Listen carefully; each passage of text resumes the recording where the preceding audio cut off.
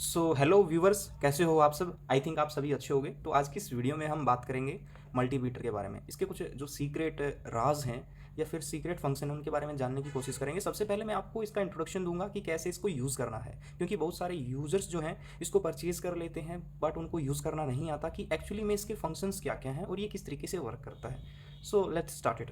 First of all, इसके अंदर जो है एक 9 वोल्ट की एक बैटरी होती है। आपने कभी देखा हो, इसको ओपन करके भी आप चेक कर सकते हो। तो 9 वोल्ट की बैटरी पे ये ऑपरेट होता है। अभी ये ऑफ कंडीशन में है क्योंकि जो इसका जो एरो है ना, ये ऑफ के उस पे है। हम अगर पोर्शन की बात करें तो सबसे पहले आपको यहाँ पे 750 एंड 200 यानी मिनिमम 200 और हाईएस्ट जो है 750 वोल्ट मेंशन है। ये जो वी के सामने जो है ये हमारा लोगो लगा हुआ है, ये एक्चुअली में एसी वोल्टेज है। तो हम यहाँ पर 200 से लेके या फिर 200 से भी कम जो है हमको नोब जो है फिर 200 से कम पे रखनी है। लेकिन 200 से अपर मान के चलो हमारी घर की जो वोल्टेज होती है वो चेक करनी है, तो हमें जो है इसको 200 पर ही रखना पड़ेगा। ठीक है, यानी 200 या 200 से नीचे आप चेक कर सकते हो। लेकिन अगर भाई आप यहाँ पर जो इसकी हाईएस्ट कैपेसिटी है ना 750 वोल्ट, अगर इससे ज़्यादा यहाँ पर आप इसको चेक करोगे तो मे बी ये डैमेज हो सकता है, ख़राब हो सकता है। यहाँ पर ये हाई वोल्टेज का जो लोगो है ये भी आपको दिखाई दे रहा है। फिर बात करते हैं हम एम्पियर की। ये एम्पियर का लोगो है, ठीक है। और यहाँ पे जो भाई बहुत सारे ऐसे सिंबल्स बने हुए हैं जिसमें आपको डायरेक्टली 10 एम्पियर या फिर 200 मिली एम्पियर है। एम का मतलब है यहाँ पर मिली एम्पियर, ठीक है। फिर 20 मिली एम्पियर है।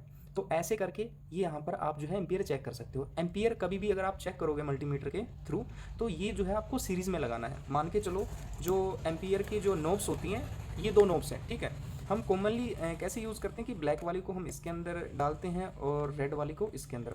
बट हमें करना ये है, जैसे ही हम एम्पियर को चेक करेंगे, अगर आपको किसी मोबाइल फ़ोन के या फिर जो 3 वोल्ट से ऑपरेट होता है कोई भी सर्किट बोर्ड, अगर आपको उसकी एम्पियर चेक करनी है उसमें मिली एम्पियर ही बहती है, ठीक है। तो आप जो है 20 मिली एम्पियर या 200 मिली एम्पियर या फिर यहाँ पर 2000 तक इसको सेट कर सकते हो। अदरवाइज़ जो भी भाई आपके इक्विपमेंट है जिसके अंदर से 5 एम्पियर, 6 एम्पियर, 7 एम्पियर, 10 एम्पियर तक का अगर करंट पास आउट होता है तो आपको यहाँ पर इसको सेट करना है। और हमारी इस जो ये नोब है ना, ये रेड वाली, ये पॉजिटिव वाली, इस एम्पियर सेक्शन में लगानी है। और मान के चलो कि भाई किसी भी जो है कंडक्टर के 2 पॉइंट्स हैं, तो ये जो है किसी भी एक सिंगल कंडक्टर के उसमें सीरीज़ में लगेगा, ठीक है। तो ऐसे लग जाएगा ये। हालांकि ये मेरे पास एग्जांपल देने के लिए और कुछ नहीं मिला, तो मैं डायरेक्टली आपको रेजिस्टेंस के थ्रू बता रहा हूँ। तो ये हो गया आपका एम्पियर का। फिर आते हैं सबसे बेसिक चीज़ और सबसे मतलब वो चीज़, वो पॉइंट जिसके बारे में आपको पता ही नहीं होगा कि भाई आखिरकार ये 2 ऑप्शन जो है क्या यूज़ के लिए दिए जाते हैं और क्या हम इसे चेक कर सकते हैं।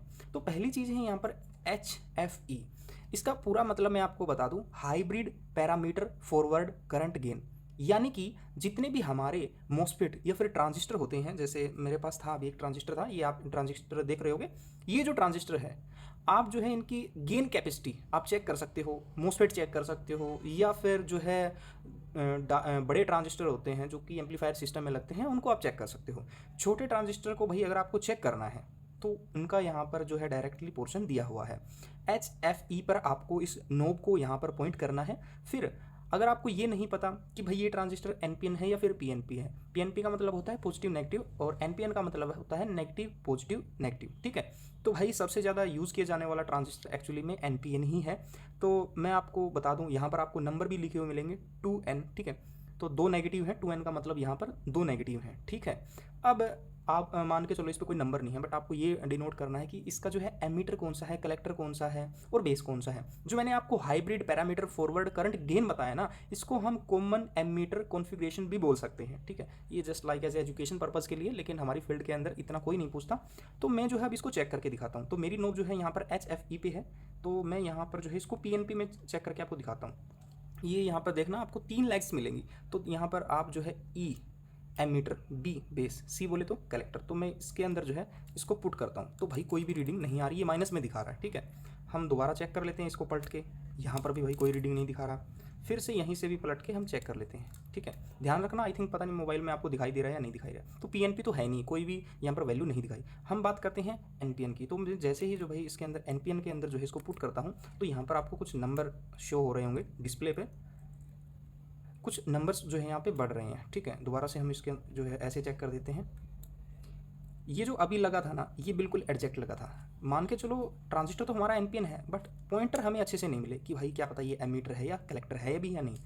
जब तक ये एक्यूरेट नहीं लगा तब तक एक्यूरेट वैल्यू नहीं आएगी। तो मैं इसको ऐसे टर्न करके ऐसे इसके अंदर जो है लगा देता हूँ। तो मैंने जैसे ही यहाँ पर लगाया तो कुछ जो नंबर है आपको यहाँ पर बढ़ते हुए दिखाई दे रहे हैं, ये एक्चुअली में इसकी एक्यूरेसी है, ठीक है। ये 200 से ऊपर ही रहते हैं जो एनपीएन ट्रांजिस्टर होते हैं हमारे।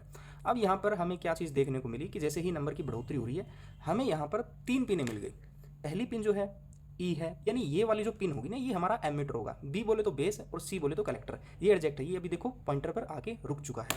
तो ये ट्रांजिस्टर इससे चेक करते हैं। तो इसका लफड़ा आई थिंक आपको समझ में आ गया होगा कि मोस्टली सबसे ज़्यादा यूज़ क्यों करते हैं, क्योंकि बहुत सारे बंदे जो होते हैं इसको कंटिन्यूटी पॉइंट पर रख के जो है हमारे इन कनेक्टर से इसको चेक करते हैं, बेस पर कलेक्टर पर। बट मान के चलिए आपको बेस और कलेक्टर का पता ही नहीं है, तो कैसे चेक करोगे भाई, ठीक है। अब आपको पता है कि बेस और कलेक्टर की जो रीडिंग होगी ना, उसमें तकरीबन 100 या 150 पॉइंट्स का आपको डिफरेंस मिलेगा। कलेक्टर में ज़्यादा मिल सकती है, एमीटर में ज़्यादा मिल सकती हैं, कलेक्टर में कम मिल सकती हैं। तो ऐसी ये चीज़ें रहती हैं। बट बेस कभी कभी ऐसा होता है कि ये पिन बेस बना दे, सेंटर की पिन जरूरी नहीं होती कि हमेशा बेस बने। तो आई थिंक ये जो है ट्रांजिस्टर का आपका जो सोल्यूशन है वो हो गया। अब इस चीज़ की बात करते हैं। एक्चुअली में अगर आपने एसी वेव्स के बारे में पढ़ा है कि हमारा जो एसी करंट होता है वो वेव फॉर्म में चलता है, जिसकी फ्रीक्वेंसी होती है 15 हर्ट्ज, ठीक है। ये एक्चुअली में 3 वोल्ट का 15 हर्ट एसी जनरेट करता है, यानी खुद हमारा मल्टीमीटर। अब पूछेंगे भाई इसका यूज़ क्या होता है, तो इसका यूज़ बेसिकली उन कंपोनेंट्स को चेक करने के लिए होता है जो तकरीबन 3 वोल्ट तक ऑपरेट होते हैं, या फिर 1 वोल्ट से लेकर 3 वोल्ट तक। जैसे हमारी छोटी सी एलईडी हो गई, या फिर हमारा कोई भी बजर हो गया, या फिर कोई बेसिक सिग्नल इंजेक्शन हो गया, या फिर हमारा ऑडियो एम्पलीफायर हो गया। जैसे हमारे चाइनीज़ आते हैं 200 या 300 रुपये वाले, तो उनके अंदर जो है 3 वोल्ट का एक स्पीकर लगता है, सॉरी स्पीकर नहीं, बैटरी लगती है, और 3 वोल्ट पे ऑपरेट होने वाली कुछ आईसीज होती हैं जिनको हम यहाँ पर चेक कर सकते हैं कि अगर हमारे पास मान के चलो 3 वोल्ट की कोई भी इक्विपमेंट नहीं है, चार्जर या अडप्टर या बैटरी नहीं है जिसे हम 3 वोल्ट चेक कर सकें। बट यहाँ पर एक सोचने वाली चीज़ ये है भाई, 3 वोल्ट वो चीज़ें डीसी से चेक होती हैं। जितनी भी चाइनीज़ कंपोनेंट्स हैं, जितने भी चाइनीज़ स्पीकर हैं, यहाँ पर हम बात कर रहे हैं एसी की। तो ऐसी चीज़ें जिसमें एसी फ्लो करती है, तो एसी सिर्फ 3 वोल्ट तक जनरेट कर सकती है, ठीक है। तो ये आप दोबारा याद रखना कि ये डीसी के लिए नहीं है, ये सिर्फ ओनली एसी के लिए है। और एसी में ये 15 हर्ट्ज पर 3 वोल्ट तक जनरेट आपको प्रोवाइड करवाएगा। ये यहाँ पर आपका जो ये कॉलम आ गया, ये आ गया 200 से 2000 के समथिंग, ये आप आ गया आपका रेजिस्टेंस। मैं जल्दी जल्दी चेक करवा देता हूँ ताकि वीडियो ज़्यादा लंबी ना बने। और मोबाइल की बैटरी भी आई थिंक डाउन हो गई है, तो मैं इस नोब्स को यहाँ पे पुट करता हूँ। और मान के चलो कि भाई मुझे जो है इस रेजिस्टेंस की एक्यूरेट वैल्यू नहीं पता कि आखिरकार इसकी वैल्यू कितनी है, तो मैं जस्ट इसको यहाँ पर लगा देता हूँ। कोई भी रीडिंग नहीं दे रहा, हम जो है नोब को पॉइंट पे करते हैं, ठीक है। एक बार रीडिंग आई थी, उसके बाद में चली गई। अब 20 के यहाँ पर हमने ऐसा क्या किया कि भाई इतनी वैल्यू आ रही है। देखो ये होता है 2000, यानी 2000 यानी 1 के में होता है 1 किलो ओम, ठीक है, सॉरी 1 ओम, 1 के बोले तो 1 ओम, ठीक है। ये होता है 200, यानी 1 ओम का कितना कितना हिस्सा, दूसरा हिस्सा। अगर आप 5/10 करोगे इसको, ठीक है, 10/2 करोगे तो वो हिस्सा। अब ये है 2000, यानी 2 ओम तक 2 के का रजिस्टेंस जो होता है ना, 2 के का रजिस्टेंस, उससे आप चेक कर सकते हो। बट इसकी वैल्यू तो भाई ज़्यादा है, तो मैं इसको 20,000 पे करता हूँ। 20,000 बोले तो 20 के, ठीक है।